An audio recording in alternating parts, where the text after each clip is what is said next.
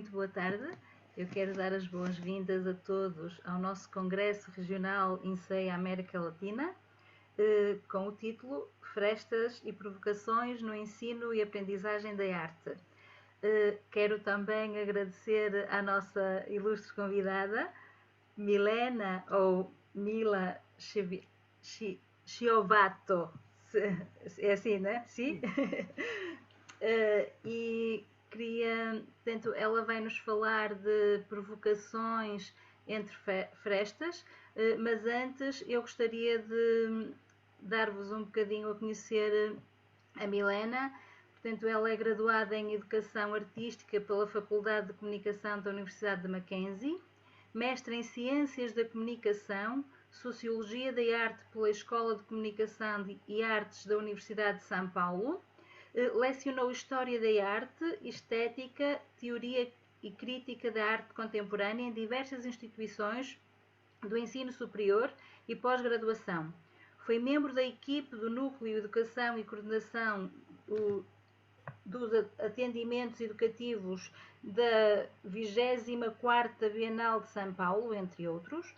Consultora em projetos educacionais em museus e arte, é autora de várias publicações e materiais para diferentes públicos nas áreas de artes e educação, museus e património. Atualmente coordena o Núcleo de Ação Educativa da Pinacoteca do Estado de São Paulo desde 2002 e foi presidente internacional do Comitê de Educação e Ação Cultural do Conselho Internacional de Museus entre 2016 a 2019. Mila, por favor, o palco é seu. Bom, primeiro que tudo, muito obrigada pelo convite. Estou muito emocionada de estar aqui, porque o INSEA foi um dos primeiros congressos que eu participei na vida. Então, me traz excelentes memórias e eu reconheço e agradeço o esforço para trabalhar por essa cultura de transmitir a arte internacionalmente, que é o que a gente dedica a vida a fazer. Agradeço principalmente a Miriam Celeste, parceira de todos os momentos, e ao Mário esse convite, e espero poder trançar aí algumas reflexões entre a educação em artes desenvolvida nas escolas e aquela desenvolvida no campo dos museus, que tem toda uma especificidade própria. Então, eu vou pedir licença para passar a apresentação, para nos guiar aqui nesse tempo conjunto.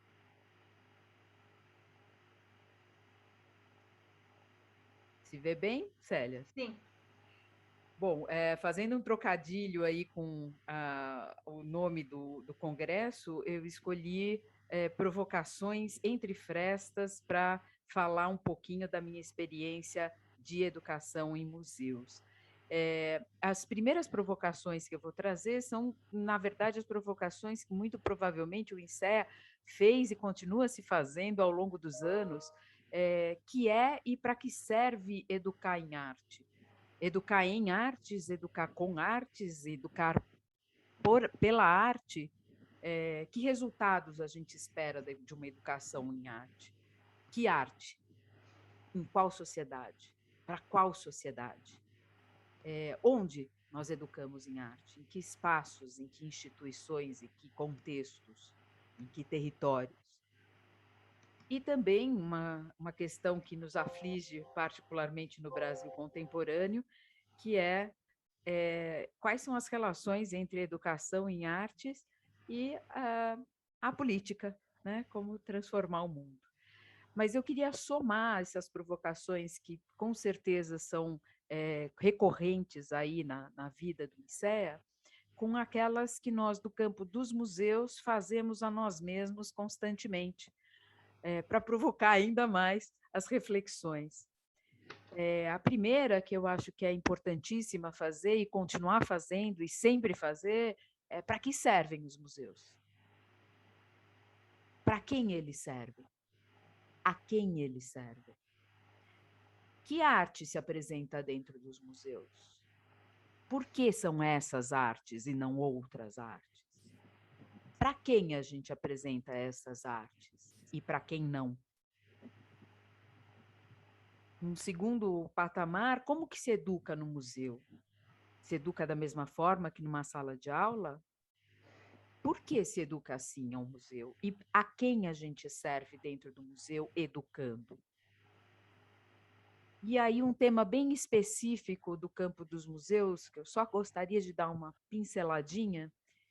O que a gente elege quando está no museu? A ideia de democratização cultural ou a ideia de democracia cultural? Termos que são muito diferentes. Vou dar uma pequena pincelada nesses dois termos só para a gente avançar.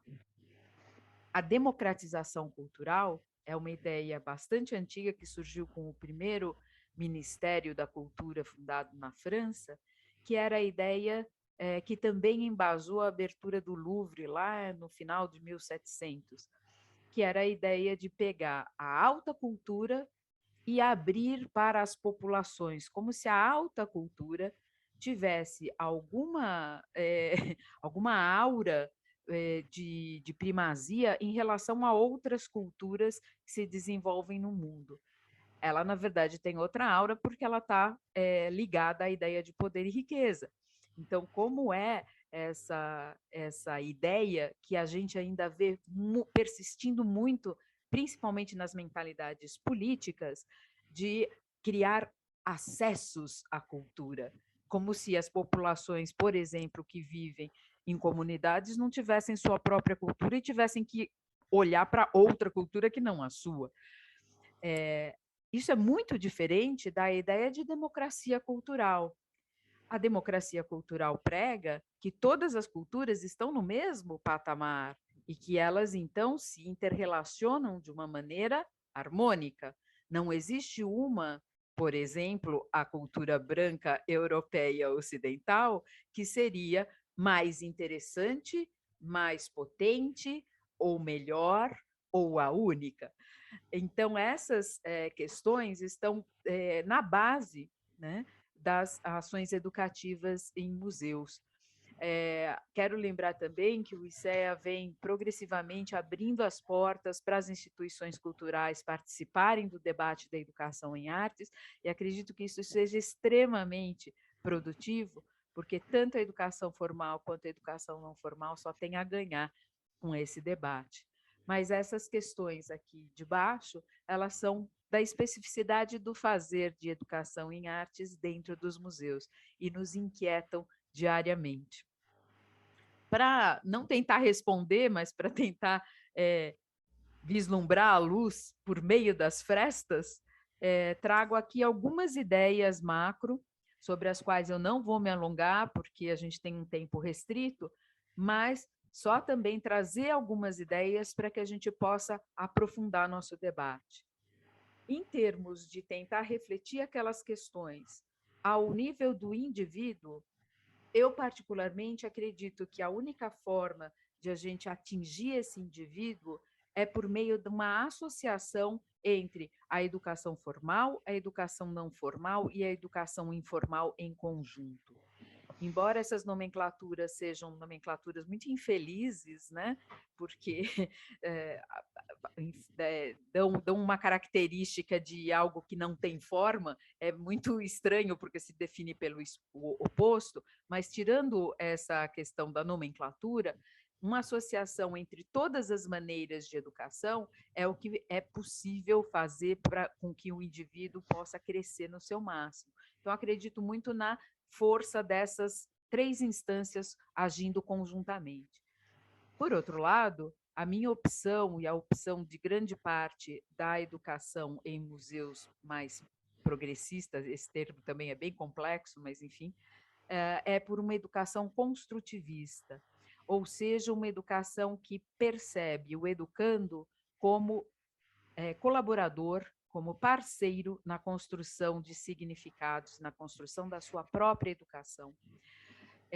Nesse sentido, a gente acaba aqui com aquela visão muito tradicional do educando como um aluno, ou seja, sem luz, né? Aquele aluno que é um receptáculo vazio no qual a gente vai despejar conhecimento.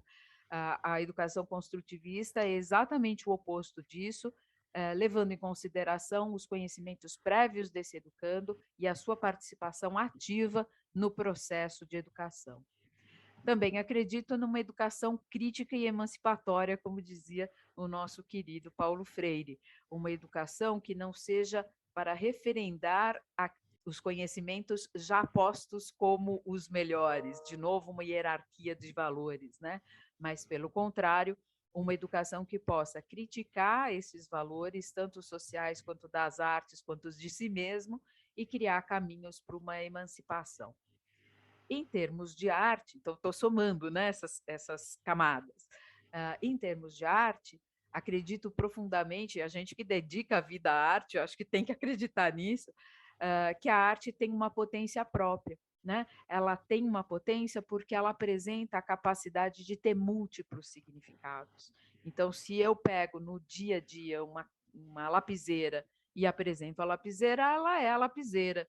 Mas se no campo da arte eu apresento a lapiseira, ela pode ser absolutamente quase qualquer coisa do mundo. E essa potência múltipla de significados, ela tem a potência também de compartilhamento de significação das interpretações pessoais. Então, para mim, esta lapiseira é importante porque foi minha mãe que me deu, por exemplo, ou ela é importante para mim porque eu a comprei com o meu primeiro salário.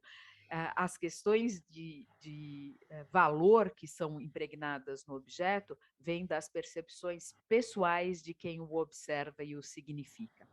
Por isso, essa interpretação pessoal vai somar na construção de significados compartilhados frente à arte. Somamos isso a uma última camada, que é o museu onde a gente atua. E aí, para falar do museu, a gente tem que considerar uma experiência diferente da experiência da educação formal, que é o que a gente chama, né, no léxico da museologia, de experiência museal. Estar no museu é uma experiência fora do tempo e fora do espaço. Quando a gente entra no museu, a gente sai do cotidiano, sai do rush da vida contemporânea, sai de uma rua movimentada e entra num espaço de calma, significados, uma agitação mental muito intensa, e uma agitação física muito intensa, porque os museus são muito grandes, então a gente cria uma experiência museal, uma experiência que é diferente da experiência do cotidiano. Mas, como dizia a Dewey, essa experiência pode ser tão significativa que passa a ressignificar o nosso cotidiano. Então, essa experiência museal é extremamente importante para quem trabalha dentro do campo dos museus. Da mesma forma, uma educação que se dá dentro desse campo tem que prezar pela experiência dialógica. Se a gente está falando de construção de significados, se a gente está falando de uma educação construtivista, a gente só pode conseguir um composto de significados por meio do diálogo, das indagações, das tensões que a gente coloca a partir do encontro com a arte. E esse é o dado, talvez, mais caro à lógica museológica, que é o contato com o objeto patrimonializado. É fantástico levar uma imagem de uma obra de arte para a sala de aula, maravilhoso, mas o contato com a obra real é de outra natureza. E é a partir deste contato que o museu pode desdobrar seus processos educativos. Então, se a gente conseguisse somar todas essas coisas e outras mais, talvez a gente conseguisse vislumbrar a luz por meio destas frestas que as provocações nos abrem. Dito esta introdução mais geral, como o tempo é restrito, eu vou seguir algumas partes mais rápidas, outras mais devagar, e aí depois a Célia pode me ajudar a focar algumas coisas que foram mais interessantes ou que não ficaram tão claras. Então, eu queria trazer algumas questões sobre educação museal, que é o termo que a gente usa agora no Brasil para designar o nosso nome. Os nossos nomes, como já está aí escrito, eles estão em disputa, né? Então, muitas vezes a gente ouve no museu se o professor de artes dentro da escola é sempre o professor, embora muitas vezes o professor de arte dentro da escola seja minorizado pelas demais disciplinas, e isso é uma herança maldita que a gente tem que lutar constantemente para desfazer, como se a arte não tivesse seus conteúdos próprios e não tivesse uma importância fundamental na constituição do indivíduo. Dentro do campo dos museus, a nossa nomenclatura ela é variada, nós não somos professores, ninguém se refere a nós de uma maneira única. Nós somos chamados de guias, monitores, mediadores, educadores patrimoniais, animadores, enfim, uma variedade muito grande de nomenclatura que prejudica muito o nosso fazer, porque se trata de uma profissão em consolidação, né? No mundo inteiro e no Brasil também.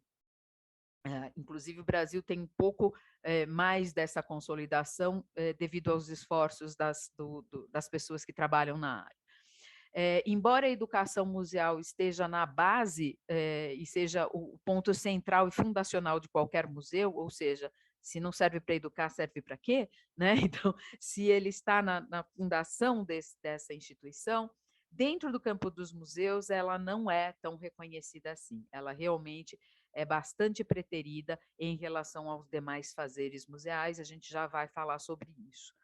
E, obviamente, é um campo que se relaciona de forma direta com a educação formal, com a educação escolar.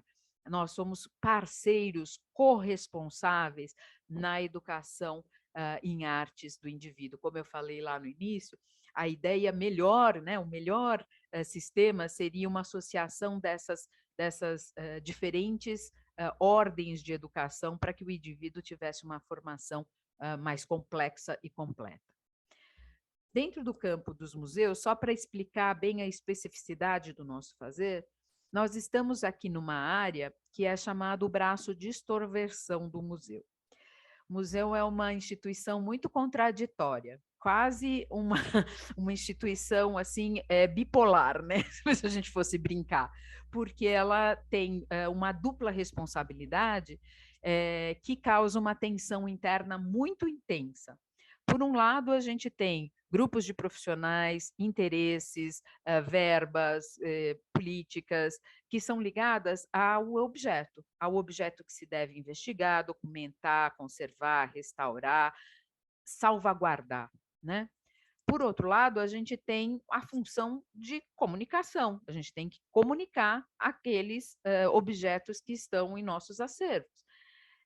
E nesse campo estão as exposições, as publicações, as difusões culturais e a educação, que estão mais ligadas não ao objeto, mas ao sujeito que visita o museu.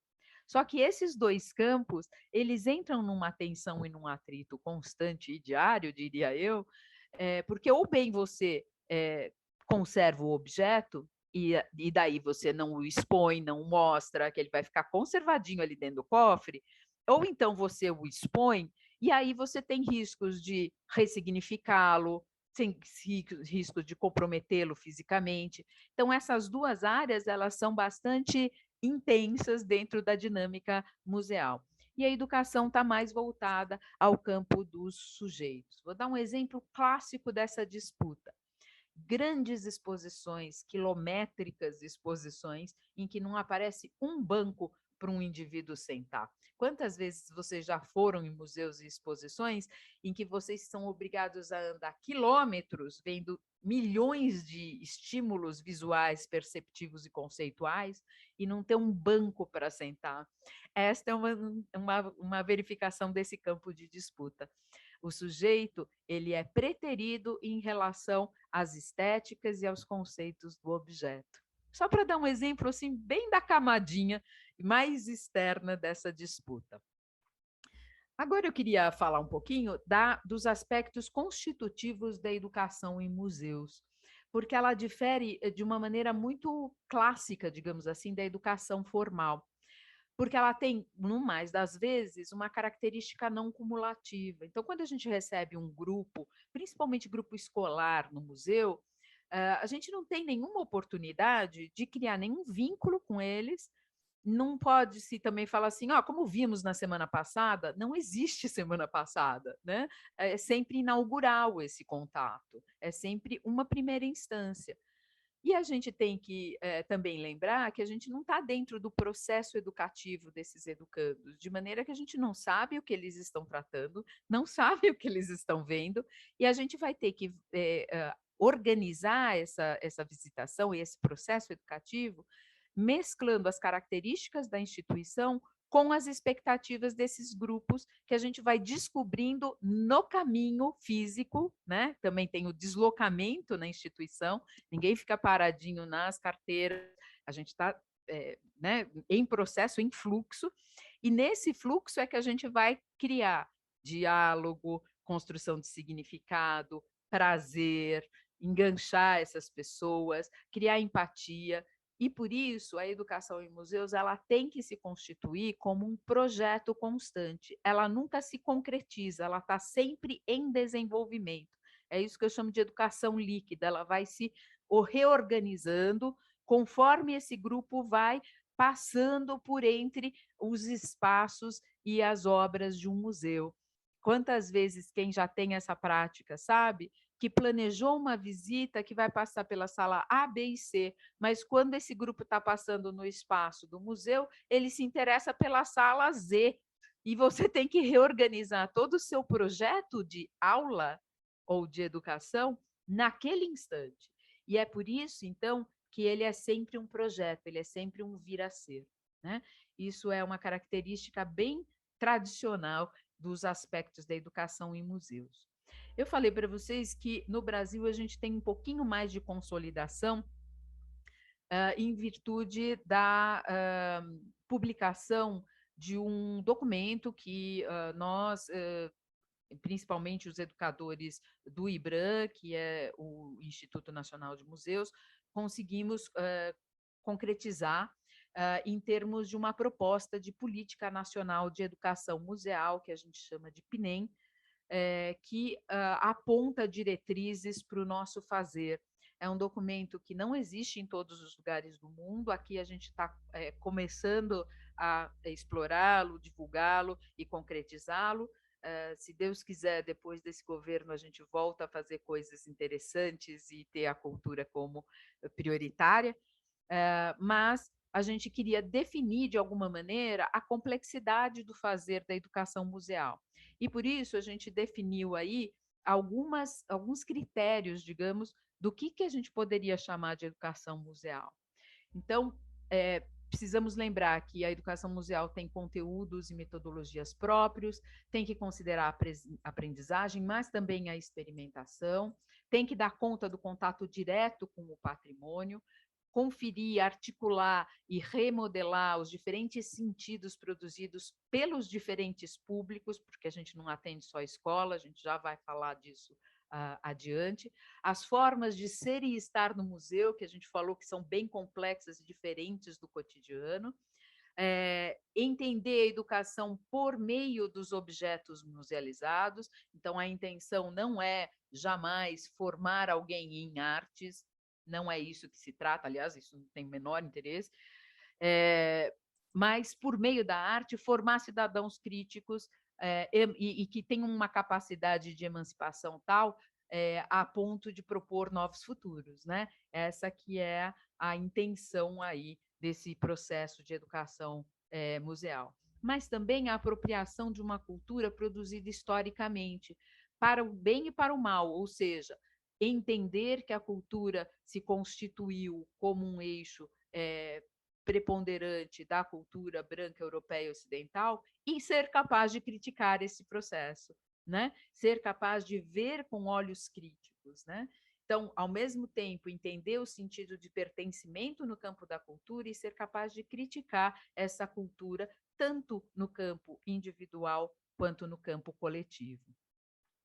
E, finalmente, acho que esse é um ponto importante de se estressar, a educação museal não se centra nos objetos nas coleções do museu, ou seja, ele usa as obras do museu para a formação dos sujeitos. Então, o nosso interesse é no indivíduo, menos que nos objetos, e por isso a tensão que eu falava ali do campo museal, né?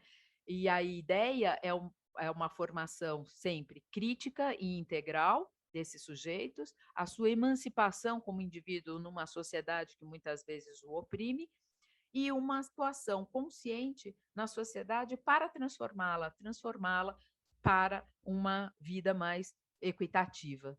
Oxalá a gente consiga, tomara que a gente esteja fazendo certo. Então, para exemplificar um pouco isso, eu queria mostrar um pouco o que a gente faz em termos de educação em museus na Pinacoteca de São Paulo, que é de onde eu falo, para depois focar em 2 exemplos, um mais de potência de transformação do próprio museu e o outro mais focado nesse momento tão particular que a gente passou, que foi o momento de distanciamento social, e como a gente pode dar conta desses processos que a gente se propõe a trabalhar. Então, só para localizar, nós estamos no Brasil, aqui é a nossa querida América Latina, América do Sul, e a gente tem no Brasil o pontinho vermelho que localiza aí mais ou menos São Paulo. Nós estamos na cidade de São Paulo, no estado de São Paulo. Essa cidade, ela tem mais de 12 milhões de pessoas, então é uma cidade, uma megalópole louca. Quem não conhece, vale a pena conhecer, mas é estressante. O museu em si, ele tem mais de 11 mil obras de arte, principalmente arte brasileira, desde o século XVIII até o momento contemporâneo. Tem sido feito um exercício bem grande de a gente atualizar a nossa coleção para a arte contemporânea, e o museu pertence ao governo do estado de São Paulo, embora seja gerido por uma instituição privada sem fins lucrativos. Essa é a cara do nosso edifício. Quem não visitou está mais do que convidado a visitar. Esse é o nosso edifício mais antigo. Lá no fundo vocês podem ver na seta vermelha nosso segundo edifício, que se chama Pinacoteca Estação. A Pinacoteca, que a gente chama de Luz, que é essa que está no primeiro plano, está dentro de um parque, que é o Parque da Luz, e aqui, já dando um spoiler, à direita a gente vai construir o nosso terceiro edifício dedicado às artes contemporâneas. Então, a gente tem aí um entrelaçamento também espacial. E nós, no Núcleo de Ação Educativas, temos, que a gente chama de NAI, né, dentro da Pinacoteca, a gente tem uma prerrogativa muito importante. Nós estamos há quase 20 anos fazendo educação dentro da Pinacoteca, o que é um tempo quase recorde, pelo menos no Brasil, de instituições que mantêm seus eixos educativos funcionando a pleno vapor e com as mesmas equipes, né? Então, é uma honra a gente continuar aqui firme fazendo educação museal. Talvez sejamos o núcleo mais longevo das instituições brasileiras. A gente se divide em 2 grandes eixos, que é um eixo dedicado aos visitantes que são mais tradicionais no museu, professores, grupos de estudante, visitantes espontâneos, público em geral, famílias, que são públicos que a gente não precisa chamar para vir ao museu. Vêm espontaneamente e a gente os atende de uma maneira bastante peculiar, bastante particular. Mas existe um outro eixo de pessoas que não frequentam autonomamente ao museu por diversas razões. No Brasil, infelizmente, a gente tem uma quantidade de públicos excluídos gigantesca. E é do nosso interesse entender o museu como uma instituição social, como uma instituição capaz de ser um motor de transformação social. E, para isso, a gente tem que incluir públicos. Isso significa buscar pessoas que não espontaneamente visitariam o museu, que são as pessoas que foram isoladas por diferentes questões das práticas culturais e educativas e sociais. Então, a gente trabalha nesse segundo eixo, nos programas que a gente chama de educativos inclusivos, com pessoas com deficiência ou que sofrem transtornos psicológicos. Temos um programa específico para isso, um outro programa para pessoas em situação de vulnerabilidade social, um outro programa para pessoas, para velhos, né, idosos e seus acompanhantes, e um programa também inclusivo para os próprios trabalhadores do museu, para que esses reconheçam também a sua função nesta máquina social que a gente está comentando. Rapidamente, mas assim, The Flash, eu vou passar todas as ações muito rápida para que a gente foque em 2 exemplos, tá? Difícil selecionar 2 exemplos, mas trouxe aí 2 exemplos. Primeiro, atendimento mais tradicional é o programa de atenção ao público escolar em geral, obviamente visitas educativas, ações de formação para professores, ações educativas para famílias. O que eu queria trazer aqui de destaque é a metodologia que a gente usa no processo de educação dentro da Pinacoteca. A gente articula algumas instâncias. A primeira, a leitura de imagens. Uma leitura de imagens que vem de todos os teóricos de leitura de imagens que se usa no INSEA desde sempre, mas um diferencial nessa leitura de imagem é que, além de estar frente ao objeto verdadeiro, né, real, patrimonializado, a gente tem um peso maior no caráter interpretativo dessa análise. Então, a gente sempre busca pelas memórias, pelo background do visitante, pelas experiências pessoais desse visitante, para construir significados novos. Outra estratégia, obviamente, o diálogo, que eu já falei para vocês, que é talvez um dos eixos mais importantes da nossa atuação, sempre uma atuação dialógica. Isso significa que muitas vezes a gente não considera, e aliás, a maior parte das vezes não considera, uma história da arte como um eixo a ser discutido. Tanto faz a história da arte. A gente está olhando esses objetos a partir do ponto de vista dos nossos olhos hoje, né? E, finalmente, uma construção de conhecimento compartilhada, né? Então, a gente vai construindo conhecimento entre todos ali que estão participando. E, para fazer isso, a gente usa uma coisa que a gente chama de propostas poéticas. Propostas poéticas é um pouco isso que a gente está vendo aqui, com o uso de recursos e materiais.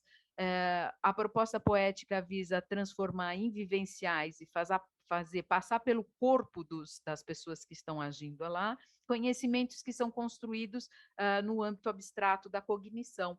Então, se incorporar em vestimentas, fazer atividades plásticas, poéticas de criação que vão reforçar esses caráteres que estão sendo construídos em termos de conhecimento, é a nossa forma de ação.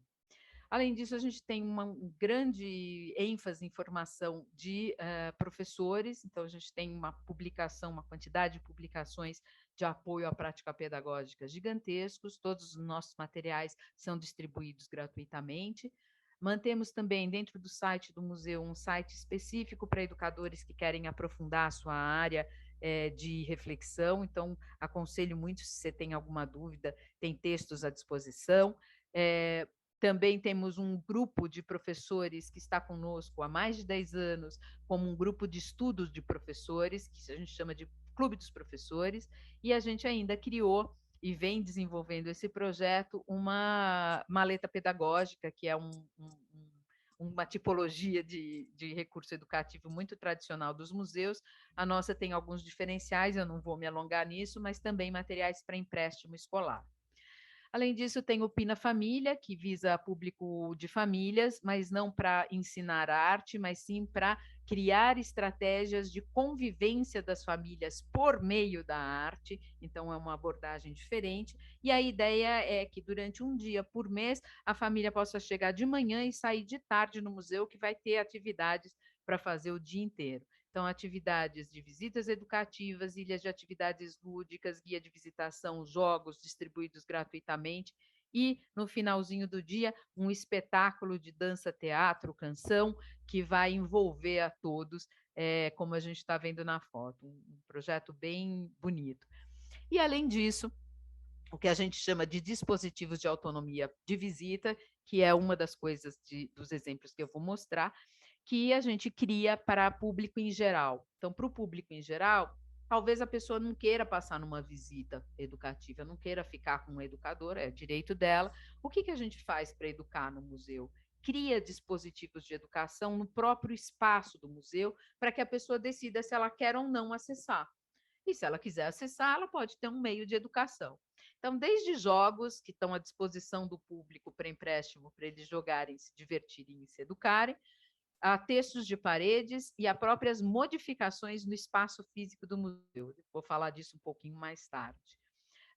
pranchas para famílias, jogos, atividades, enfim, uma visita divertida e educativa. Em termos inclusivos, como a gente já falou, o programa educativo para públicos especiais, que inclui pessoas com discapacidades sensoriais, físicas, intelectuais ou em situação de sofrimento psicológico. Então, além das visitas educativas, a gente construiu vários recursos multissensoriais, como vocês estão vendo, uma galeria tátil, ou seja, uma galeria com obras originais, preparadas para o toque mediado das esculturas apresentadas. Então, um cego hoje, né, uma pessoa não vidente hoje, pode chegar no museu e ter uma exposição de artes visuais especialmente para ela e curtir autonomamente.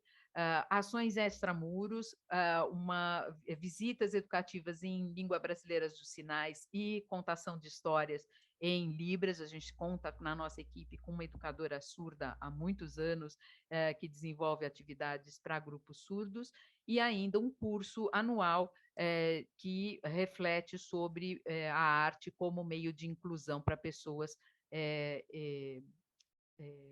com discapacidade. Um programa de inclusão sociocultural que trabalha com grupos socialmente vulneráveis, com pouco ou nenhum contato com as instituições oficiais de cultura, como, por exemplo, os museus. Então, a gente trabalha com mulheres em situação de violência, adultos em situação de rua, crianças de creche comunitária, infelizmente, uma quantidade muito grande de públicos excluídos no Brasil. Também visitas educativas, publicações, ações extramuros. A gente está vendo aqui a imagem de uma oficina de gravura continuada com adultos em situação de rua do campo do museu, né, do entorno do museu, e um curso anual para preparação de profissionais interessados, principalmente educadores sociais, para o uso qualificado da arte como recurso de inclusão. Também o programa Meu Museu, que é para idosos e seus acompanhantes, também com toda a carga de ações. Cada um desses daí tem uma equipe especializada no seu atendimento. Também aqui fazemos um curso anual para pensar sobre a presença do idoso no museu. E, finalmente, o programa Consciência Funcional, que é um programa voltado internamente para os profissionais do museu, que tem um programa de integração, um programa de formação continuada, como a gente está vendo, que não pega só os conceitos, mas também a postura, o corpo, a apresentação, como você se refere ao visitante. Fazemos anualmente, está para acontecer agora, uma atividade que se chama Pina Criança, com todos os filhos e parentes crianças de funcionários, que recebem um dia de atividades no museu para conhecer esse espaço tão diferencial. A formação de experimentação plástica, uma vez por semana, para que os funcionários, mesmo aqueles que estejam, por exemplo, na limpeza, possam experimentar materiais plásticos e ter aulas de materiais plásticos para entender aquilo que eles estão limpando. E uma formação também em Libras para um melhor atendimento do público com deficiência. Enfim, isso é mais ou menos o que a gente faz, não é pouca coisa, mas eu trouxe 2 exemplos de um pensamento fora da caixa da educação, só para finalizar aí a minha apresentação. O primeiro é uma ação que a gente fez durante 10 anos na exposição de longa duração da nossa coleção. Então, nossa coleção foi exposta durante 10 anos, de 2011 a 2020. A gente teve uma exposição como essa que está na foto, muito linear, muito cronológica, com a história da arte sendo contada. E para o campo da educação, ela era muito silenciosa, porque ela tratava de temas que, para o público em geral, não são atraentes, não são interessantes, são muito áridos, digamos, para se pensar, porque eles são muito específicos da arte. Então, eles tinham lá como tema, por exemplo, o desenvolvimento das academias de arte na construção da educação artística oficial. Para um público em geral, isso é um silêncio absoluto. Então, o que nós fizemos nessa exposição? Uma exposição muito linear, muito limpa, muito cronológica, muito certinha, quase um livro de história da arte na parede. A gente quis questionar a linha de tempo, a gente quis intercalar com obras de linguagens mais tradicionais, como pintura e escultura, como a gente está vendo na foto, obras contemporâneas com linguagens absolutamente distintas.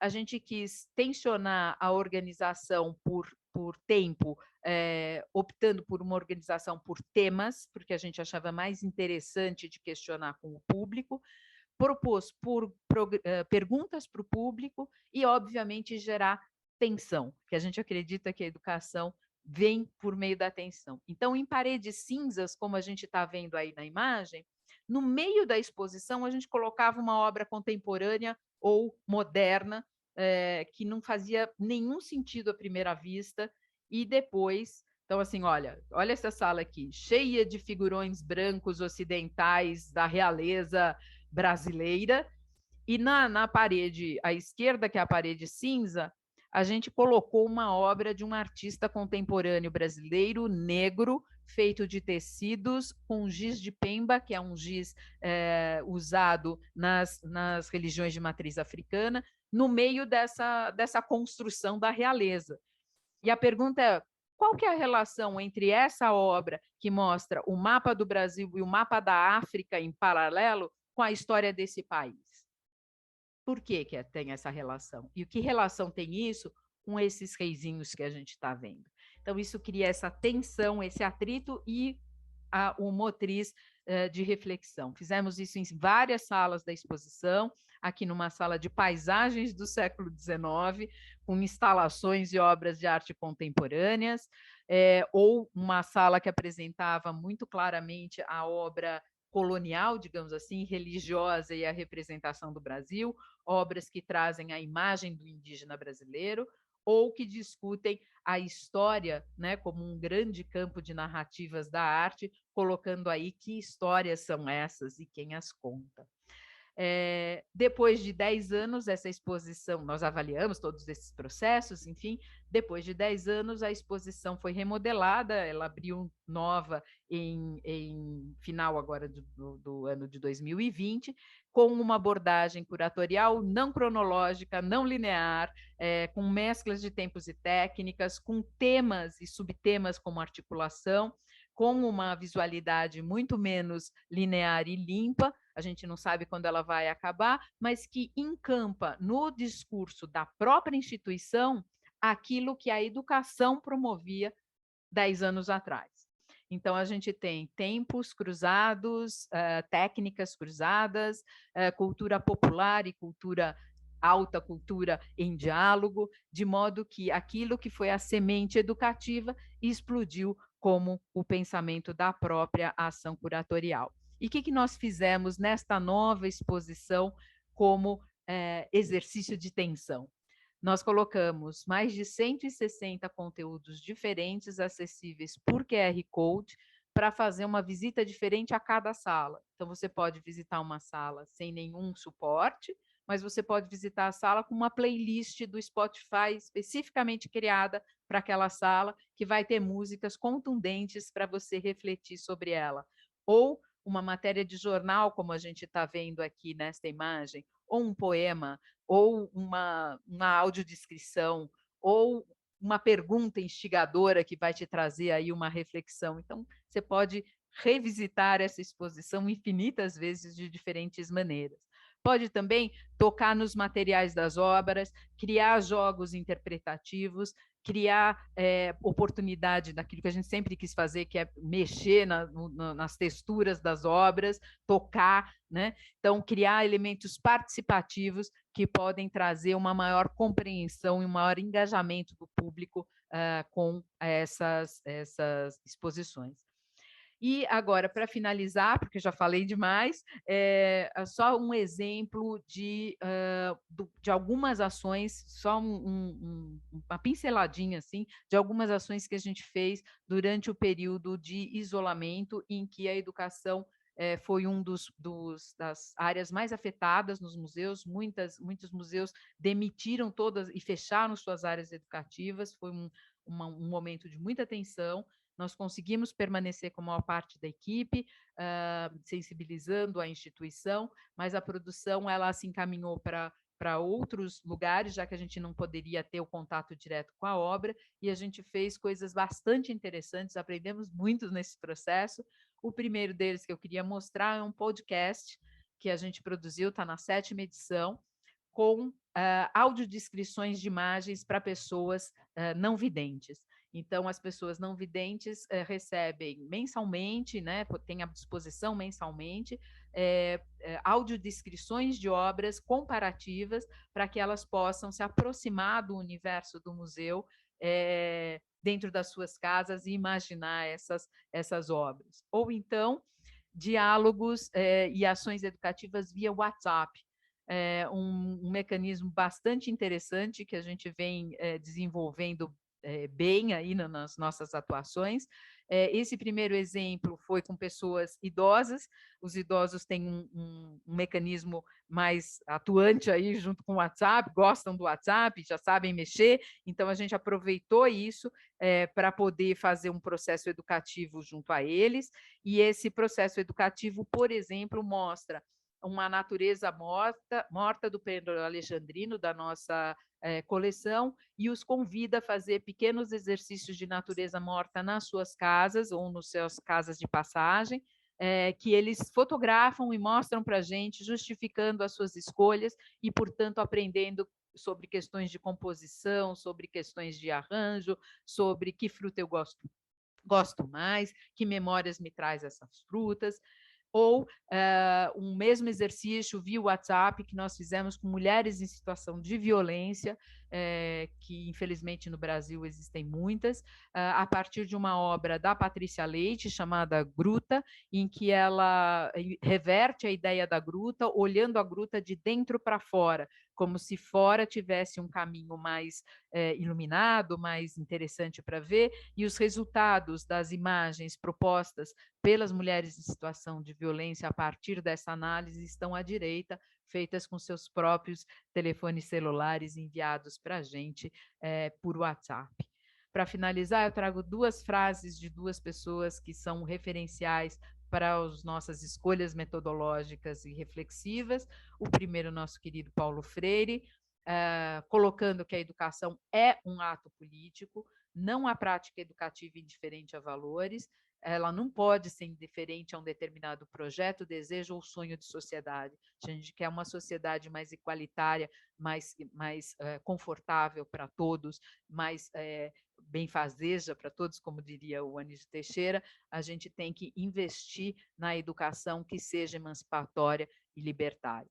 E, por outro lado, a ideia do Jorge La Roça, relendo Nietzsche, que fala que o educador não pode oferecer uma verdade que basta se apropriar dela, ele tem que oferecer aquilo que a gente demonstrou aqui em alguns exemplos, uma tensão.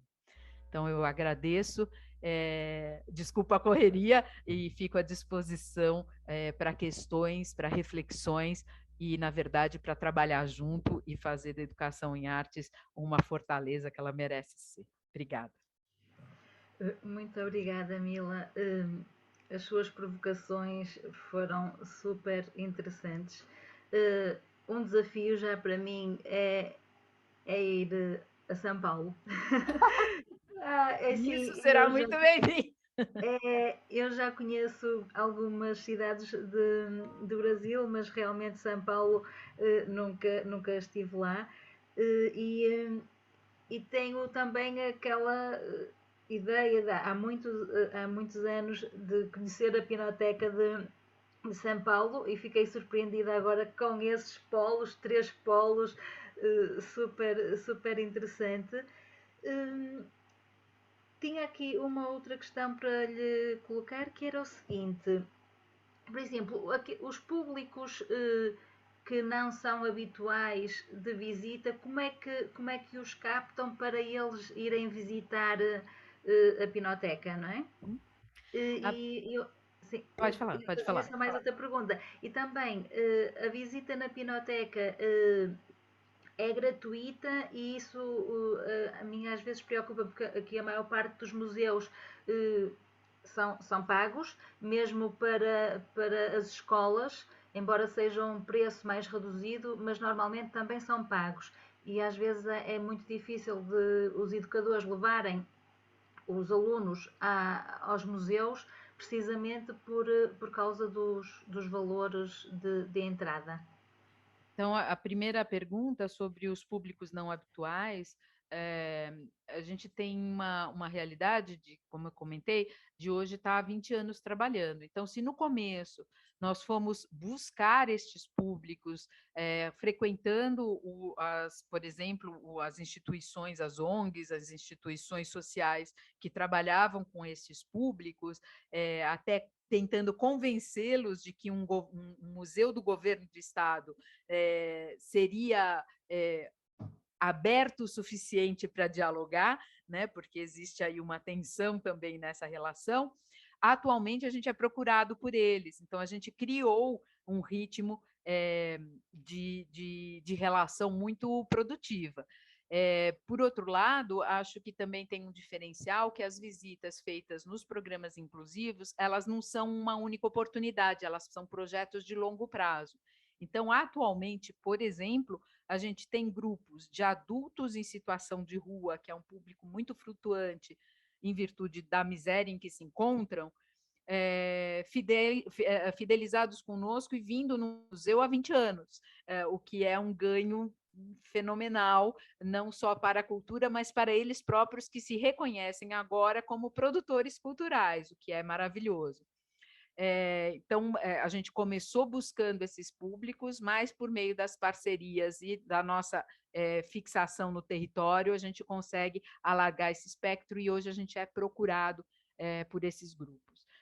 Em relação à visitação gratuita, atualmente o museu ele é pago, ele já foi gratuito várias vezes, mas a gente mantém algumas situações de gratuidade que fazem com que quase 70% do público que visita seja gratuito. Então, por exemplo, todos os sábados são gratuitos. Então, quem quiser pode visitar.